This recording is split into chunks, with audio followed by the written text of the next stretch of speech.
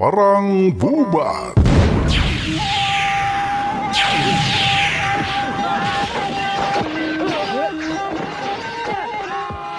Perang Bubat.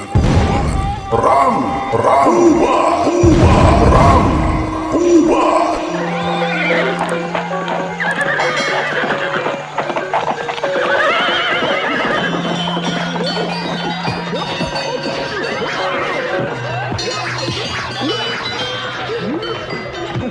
Perang Bubat. Dalam episode Tembang Cinta Bumi Sunda.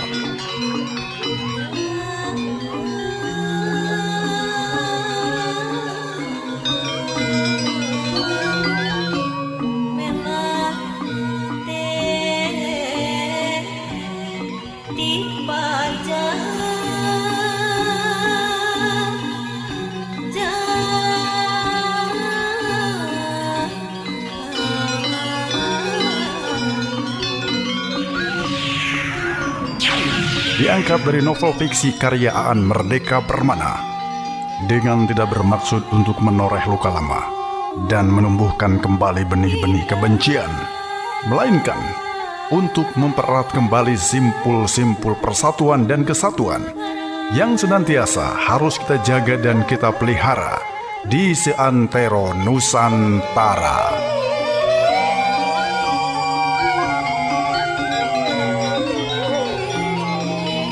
Sebuah perjalanan kisah yang syarat dengan intrik, kontroversi, diwarnai dengan romantisnya cerita cinta, terbakarnya api cemburu, pertempuran, hingga banjir darah.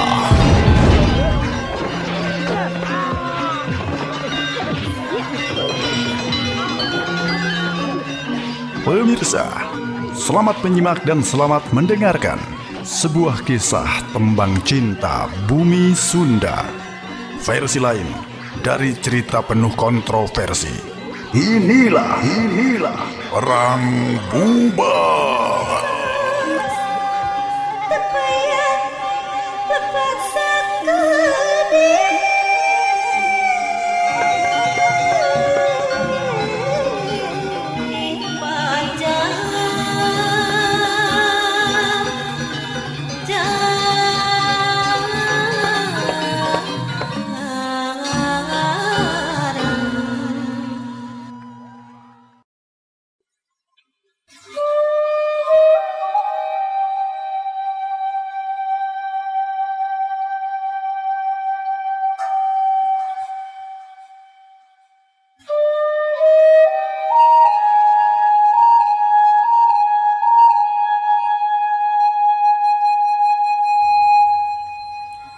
Bahwa di Sunda ada sejenis kepercayaan lain seperti Hindu dan Buddha memang benar.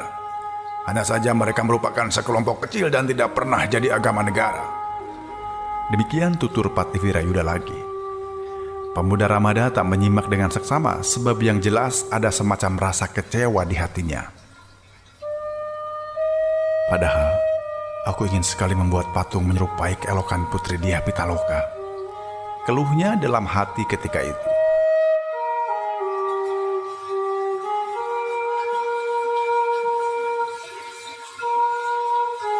Sesudah cukup waktu menunggu, akhirnya datang juga seorang prajurit. Dia mengabarkan kalau Kanjeng Prabu sudah siap menerima dirinya.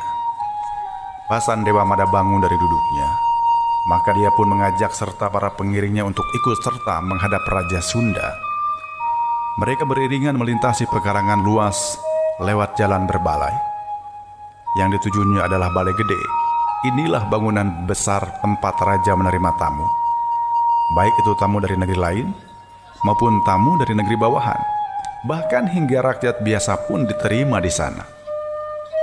Basan Dewa Mada meniti anak tangga terbuat dari kayu jati pilihan. Anak tangga itu tampak halus mengkilat, sebagai pertanda selalu mendapatkan perawatan.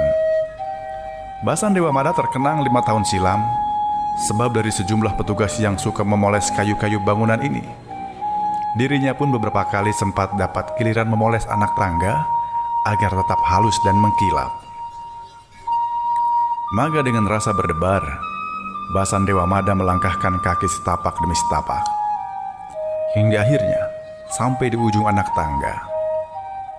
Sudah itu, pejabat tinggi usia muda dari Wiwaltika ini tiba di hamparan Alketip yang menyongsongnya.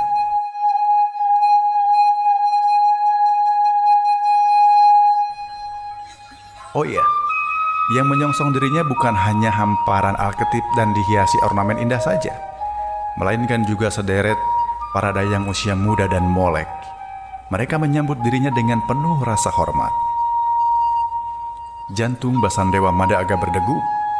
Apakah sambutan ini murni diberikan untuk seorang pejabat tinggi dari negeri luar, ataukah berupa sindiran halus pihak tuan rumah? Dia ingat bahwa 5 tahun silam dirinya hampir merengek-rengek minta diberi sekedar lahan bekerja di sini. Namun tidak seorang pun mau meladeni cita-citanya. Sementara kini, dia datang ke istana ini bukan sebagai orang mau minta kerjaan, melainkan sebagai tamu penting yang membawa misi penting dari sebuah kerajaan besar bernama Majapahit. Sayup-sayup dari pelataran pinggir terdengar gamelan degung monggang.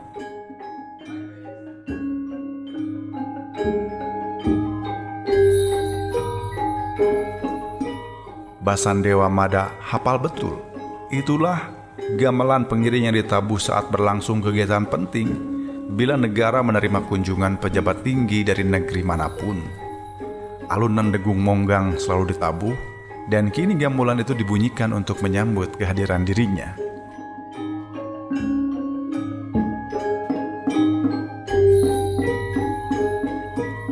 Basan Dewa Mada melangkah mantap mengikuti kemana hamparan Alketip menuju. Di belakangnya para prajurit Majapahit tetap menyertai. Namun kini di belakang mereka juga ada belasan dayang ikut menyertai. Dan hatinya sedikit tercekat, sebab nun jauh di ujung hamparan Alketip Sang Prabu Linggabuana sudah siap menunggu. Ini benar-benar upacara resmi. Sang Prabu nampak gagah dengan pakaian kebesarannya. Dia menggunakan mahkota Raja Sunda yang dikenal dengan nama mahkota Binokasi Sang Hyang Pake, atau mahkota terbuat dari emas murni 24 karat ini kelak akan dipakai oleh Sri Baduga Maharaja, Raja Pajajaran pertama.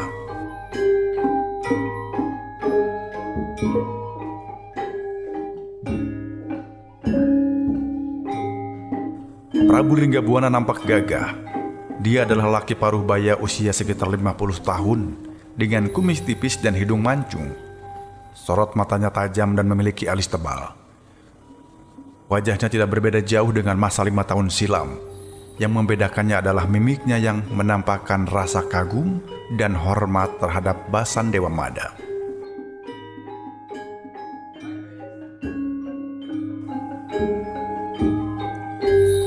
Hamba menghadap aduka untuk urusan kenegaraan, Gusti, kata Basan Dewa Mada menyembah hormat. Tatkala dia akan duduk bersila, Prabu Linggabuana melarangnya.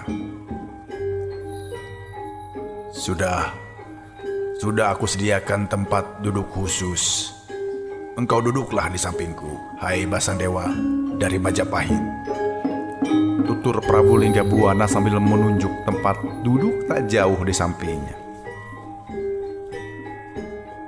Saya tetap seorang bernama Ramada yang Paduka kenal sekitar 5 tahun silam, kata Basan Dewa Mada tetap merendah dan belum mau duduk di atas di samping Raja Sunda.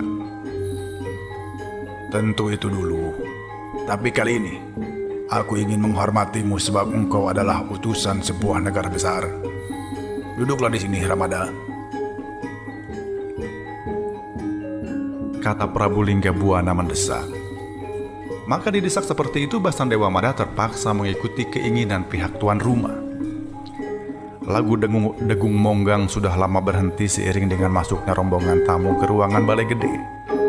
Maka suasana menjadi hening, sebab walaupun di sana banyak orang yang duduk bersimpuh dan bersila, namun tak seorang pun berani bercakap-cakap. Kalaupun itu ada, ya itulah suara percakapan antara Prabu Linggabuana dengan Basan Dewa Mada. Hamba datang dari bumi Wiwaltika. tak lain adalah melaksanakan perintah Kanjeng Prabu Hayam Wuruk untuk memberikan seikat daun nipah yang berisi surat paduka. Kata Basandewa Mada, lalu Mahapati Majapahit ini memberi tanda kepada pengiringnya. Salah seorang prajurit yang sejak tadi ditugasi membawa sebuah kotak kecil terbuat dari kayu berukir, segera menyodorkan benda itu ke tangan Basandewa Mada. Basandewa Mada dengan amat tertibnya membuka kotak kayu dan mengeluarkan isinya. Benda yang dia keluarkan tak lain adalah seikat daun nipah. Maka dengan amat hormatnya, ikatan daun nipah ini diserahkan kepada Prabu Linggabuana. Dengan serta-merta disertai sikap perhatian yang sangat, penguasa kerajaan Sunda ke-31 ini segera membuka tali pengikat terbuat dari benang sutra itu. Maka dengan sangat hati-hati dan penuh seksama, Prabu Linggabuana membaca isinya. Semua yang hadir semakin hening, kendati semua punya rasa penasaran yang sama. Namun mereka tak berani mengadahkan wajah untuk melihat sang Prabu yang tengah membaca tulisan di deretan daun nipah tersebut.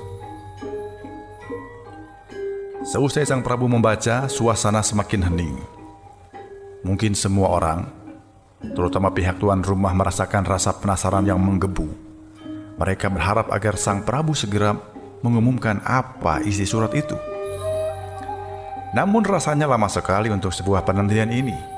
Sang Prabu yang ditunggu malah masih menatap deretan daun nipah. Sepertinya isinya belum dipahami betul. Hanya saja sudah batuk-batuk kecil beberapa kali, akhirnya sang Prabu bersuara juga.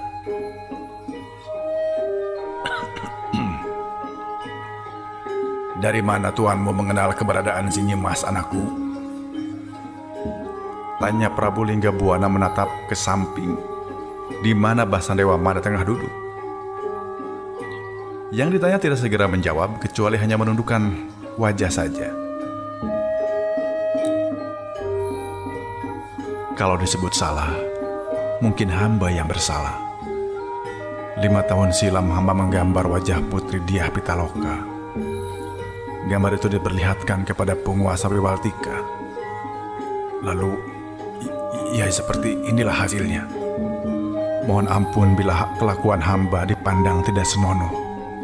Tutur Basandewa menyembah hormat. Mendengar ucapan ini, Prabu Linggabuana tertawa lepas.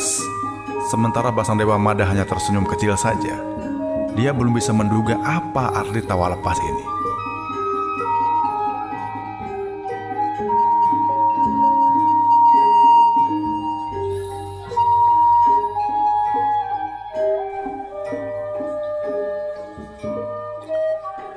Supaya tidak mengundang rasa penasaran, baik aku umumkan saja kepada yang hadir di sini. Hai para penghuni bumi Sunda, harap kalian tahu bahwa Raja Besar dari wilayah timur bernama Prabu Hayam Wuruk berniat melamar putriku untuk dijadikan permaisuri. Bagaimana pendapat kalian? Demi mendengar pengumuman ini, beberapa orang dayang tak kuasa menjerit kecil. Ada juga yang berteriak. Namun tentu ini bukan kekagetan sebagai pertanda marah. Salah seorang dayang bahkan terlihat berlinang air mata tatkala mendengar kabar ini.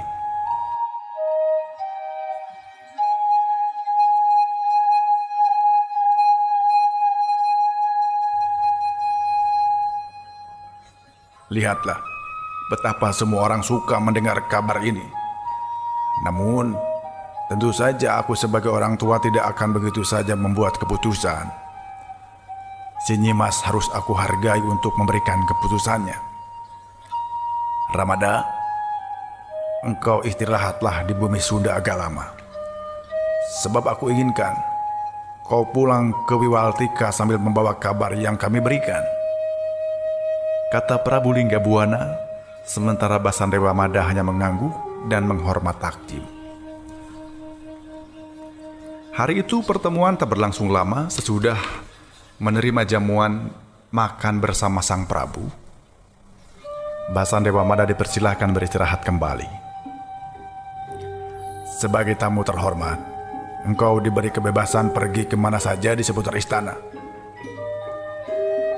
Demikian kata sang Prabu. Mata Basan Dewa Mada sempat menatap tajam, sebab belum paham sejauh mana batasan-batasan kebebasan yang diberikan kepadanya itu.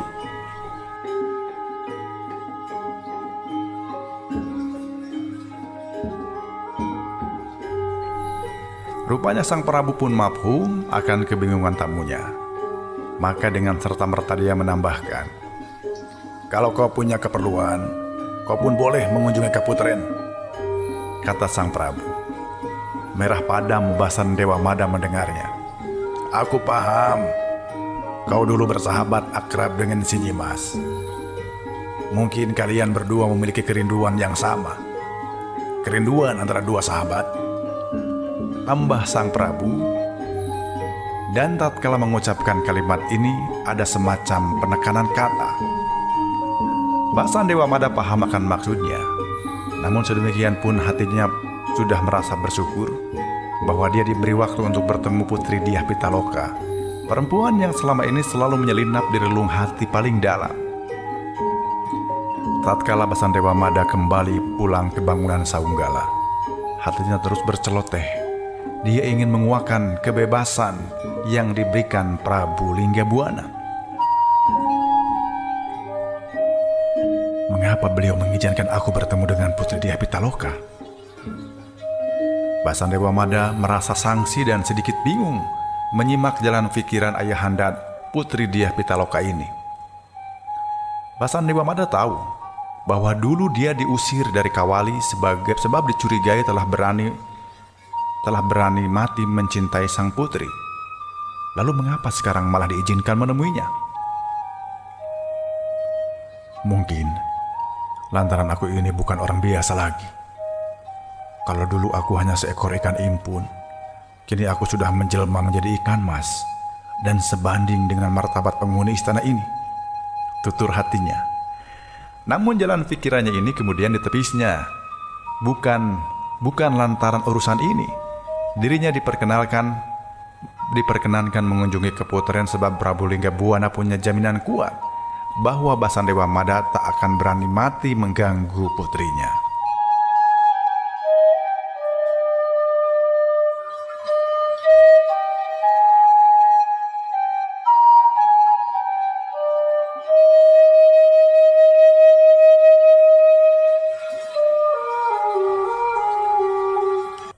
Ya betul, Putri Dyah Pitaloka kini sudah dikurung di sangkar emas yang tak mungkin orang membukanya.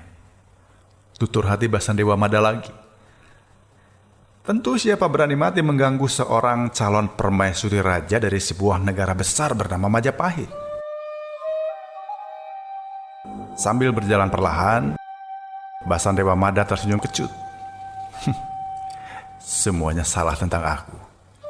Disangkanya perasaan cintaku demikian picik, yaitu mesti terjadi dengan mengikut sertakan jasad lahir, ungkapnya dalam hati. Rombongan dari negeri Wiwartika ini memang ditahan pergi, sebab pihak keraton Surawisesa menginginkan para utusan pulang sambil membawa keputusan penting. Oleh sebab itu, Basan Dewa Mada menjadi agak lama tinggal di lingkungan istana.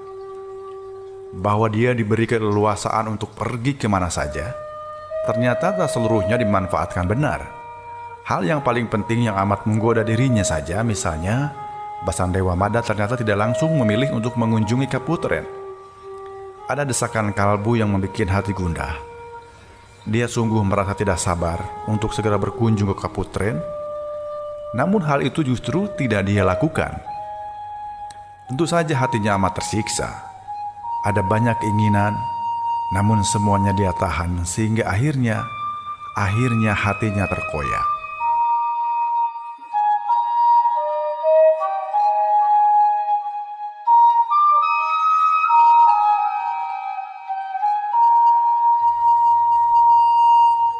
Bulan benderang di langit, di hati kegelapan penuh sunyi, bintang menjauh, menyebar entah kemana. Di hati, langit hitam tak gemintang, gelisah terus mencari. Ke ujung dunia tak pernah sua, Oh hai kekasih, di manakah engkau?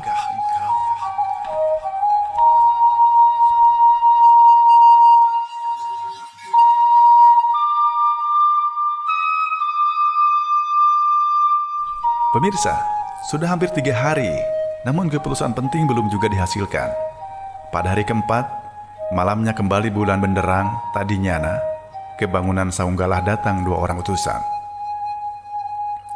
Kami dari Kaputren, Kata salah seorang penggawa. Oh ya? Nyimas Diah mengundang Anda untuk datang ke sana. Kata penggawa lagi. Oh ya? Basan Dewa Mada tidak bisa berkata selain Oya dan Oya. Belakangan baru sadar setelah 2 orang penggawa mohon diri untuk jalan duluan. Tunggu, aku ikut. Tidak usah ikut kami, kan Anda sudah mendapatkan kebebasan untuk jalan kemana saja, kata penggawa. Namun Basan Dewa Mada tetap saja seperti anak kecil yang tak berani jalan sendiri.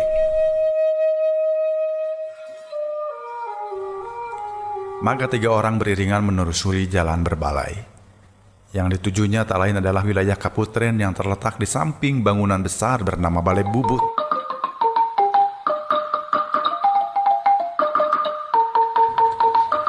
Tentu saja tidak sembarangan orang malam-malam bisa bertandang ke Kaputren. Apalagi bagi seorang pria.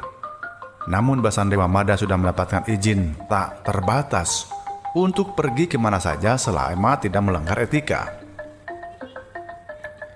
Wilayah Balai Bubut nampak sepi. Apakah sepi lantaran tak ada penghuni? Atau sepi lantaran orang lagi semedi? Di kerajaan Sunda memang dikenal sebuah bangunan kompleks di istana bernama Balai Bubut. Ke tempat itu tidak dibenarkan orang sembarangan memasukinya. Sebab Balai Bubut hanya untuk kalangan kerabat istana saja. Di tempat ini para keluarga istana kerap mengadakan upacara-upacara religi atau sekedar bersunyi-sunyi untuk melakukan semedi. Adalah raja yang kerap melakukan kegiatan ritual di sana. Apakah sang Prabu pun kini tengah berada di sana? Pikir Basan Dewa Mada. Dia menyangka mungkin keputusan dalam belum dihasilkan, sehingga raja mesti bersemedi untuk mencari petunjuk. Jalan pikiran Basan Dewa Mada selesai sampai di situ, sebab 2 orang penggawa segera menuntun dirinya untuk segera memasuki Panto Bangongong, yaitu gerbang untuk memasuki Kaputren. Hamba berdua hanya mengantar sampai sini. Silakan, Anda masuk sendirian. Sebab sang putri sudah lama menunggu, kata penggawa. Maka dengan dada berdebar Basan Dewa memasuki kawasan itu.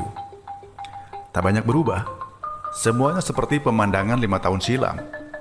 Kalaupun ada beda-beda sedikit, yaitu terdapatnya tanaman-tanaman hias yang baru dan mungkin telah menggantikan tanaman hias yang lama. Dulu dia ikut merawat tanaman bunga sedap malam. Kini bunga sedap malam sudah diganti oleh tanaman kembang cangkok Wijaya Kusuma.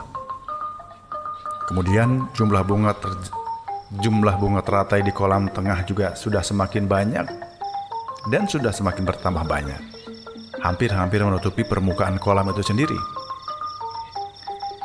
Dan oh ya, di tepian kolam ini ternyata ada seorang gadis tengah duduk merenung.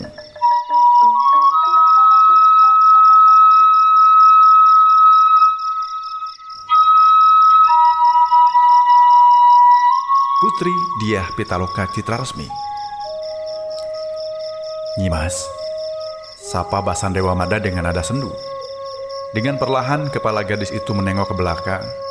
Ada ujung rambut terjuntai ke dahi dan ikut bergoyang pelan tatkala wajah itu menengok pelan. Mata itu berbinar, bibir itu merekah merah dan hidung mancung kecil itu perlahan kembang kempis menghirup udara. Oh hai indahnya.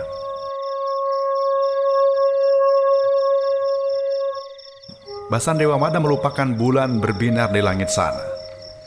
Padahal setiap purnama, setiap itu pula dia menatap dan memuji. Kini hilang sudah pujian untuk bulan, sebab di hadapannya ada yang jauh lebih bersinar ketimbang cahaya bulan. Nyimas, untuk kedua kalinya mulut Basan Dewa Mada menyapa pelan. Sunyi, Hanya tatapan dua pasang mata yang membuat gejolak jiwa bergemuruh, bergetar, dan penuh tekanan. Serasa dada itu akan meledak kalau saja mereka tak kuat menahannya.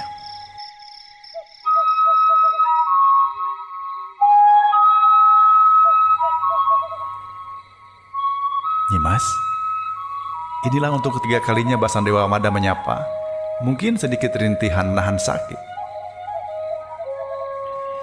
Penampilanmu sudah semakin berwibawa.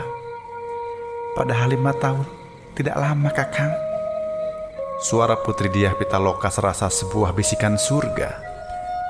Entah datang dari mana, namun merdu, menggoyang jiwa, mengalahkan merdunya gending monggang seni dari negeri Sunda ini. Jangan berlebihan, malah engkaulah yang sedikit dewasa dan berwibawa. Aku tak melihat wanita lain selain kedewasaan dari kewibawaan di matamu, Nyimas. Suara Basandewa Mada terdengar seperti keluhan bahkan rintihan. Maka kembali hening, ada kelepak burung malam lewat, bahkan suaranya. Namun itu semua malah menambah keheningan. Semakin burung itu menjauh, semakin hening terjadi. Jiwa Basandewa Mada serasa hampa. Padahal keindahan masih nampak di wajah sang putri.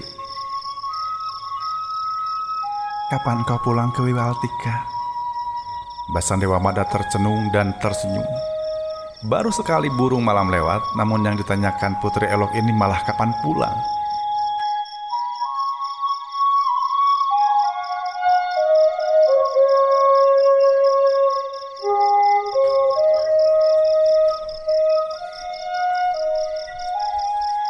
Selepas aku dapat berita penting, maka selepas itu pula aku pulang, Nyimas. Kenapa? Tanyanya menatap Nana. Putri Diah Pitaloka tetap duduk bersimpuh di balai-balai tepian kolam, sementara Basandewa Mada juga tetap berdiri di belakangnya. Mungkin engkau akan segera pulang. Desis Putri Diah Pitaloka melempar sejumput dedaunan ke permukaan kolam. Ada gerakan kecil. Mungkin ikan-ikan di kolam tergerak perhatiannya oleh sesuatu benda jatuh. Hanya saja di bawah keremangan cahaya bulan dan penerangan biji jarak, Basandewa Mada tak sanggup melihat gerakan ikan. Kolam ini terlalu banyak ditumbuhi teratai, sehingga keindahan ikan di kolam ini tidak terlihat. Kata Basandewa Mada, tak ada jawaban. Dulu aku biasa bersihkan kolam agar ikan-ikan tetap menampakkan keindahan. Apakah kini tak ada petugas khusus tukang bersihkan kolam, Nyimas? Aku larang petugas membersihkan kolam. Aku suruh biarkan teratai semakin menutupi di permukaan kolam. Loh, kenapa? Supaya aku tak bisa melihat ikan. Aneh.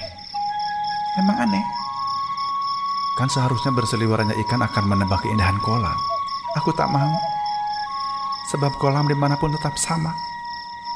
Selalu saja ditumbuhi berbagai macam ragam ikan.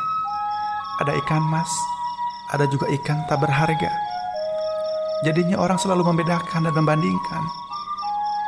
Makanya daripada begitu, lebih baik aku tidak melihat ikan.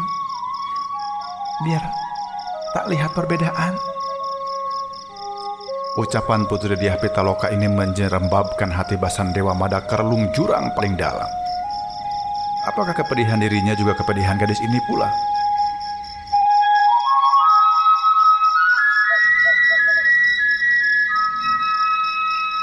Kau tidak beri komentar ucapanku tadi, Kakang. Gadis berambut ikal mayang yang sebagian ditutup kain halus ini berkata sambil kembali melemparkan sejumput tanaman ke permukaan. Yang mana? Basandewa sedikit gagap. Bahwa engkau pasti akan segera kembali ke negerimu. Oh, mengapa Nyimas merasa sudah tahu pasti? Basandewa Mada mencoba menatap wajah berkulit langsat itu. Sayang tubuh gadis bertubuh langsing ini tengah duduk bersimpuh membelakanginya. Namun demikian, Putri Diah Pitaloka tetap memberikan jawaban.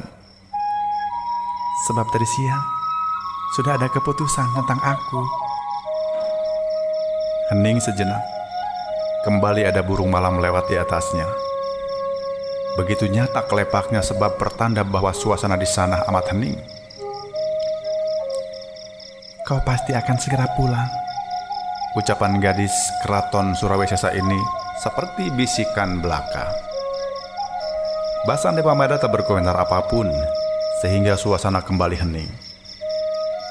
Lama berlangsung sampai pada suatu saat beberapa dayang mendatangi dan mengabarkan bahwa malam hampir menjelang. Hamba mohon diri untuk kembali, Gusti Putri. Basan Dewa Mada menyembah hormat seperti layaknya seorang bawahan. Bicara sesopan ini mungkin maksudnya hanya untuk memperlihatkan pada para dayang bahwa hubungan dirinya dengan sang putri hanya sebatas bawahan dan atasan. Hanya saja Putri Diah Pitaloka tak peduli dengan kebohongan ini. Buktinya, di depan para dayang terus saja perlihatkan isi hatinya. Aku ini gadis istana, juga putri mahkota. Maka karena itu hidupku bukan milikku. Segala diserahkan untuk kepentingan negeri, tuturnya. Kembali Basan Dewa Mada menyembah hormat, bahkan terlihat lebih hormat lagi. Hamba mengerti, Gusti Putri.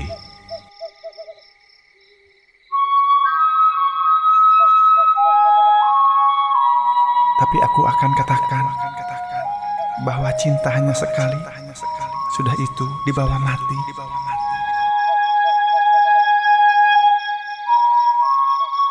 Basan Dewa Mada tetap tajam dengan senyum kecut. Lalu dia pun berlalu. Benar, cinta hanya sekali. Sudah itu dibawa mati.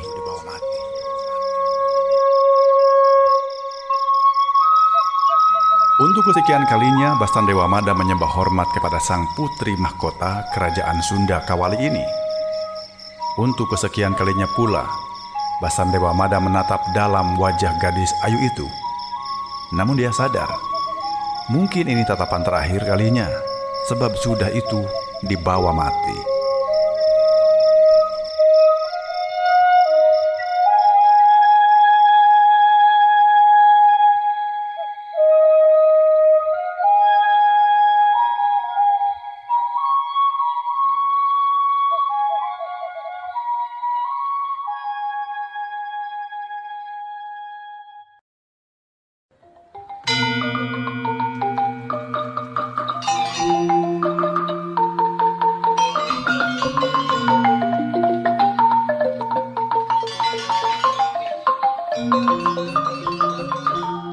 Pemirsa, untuk mengetahui kisah selanjutnya, nantikan bagian yang akan datang di channel YouTube Gilang Kasnadi Channel. Jangan lupa subscribe, like, share, dan bagikan di medsos Anda. Terima kasih dan sampai jumpa.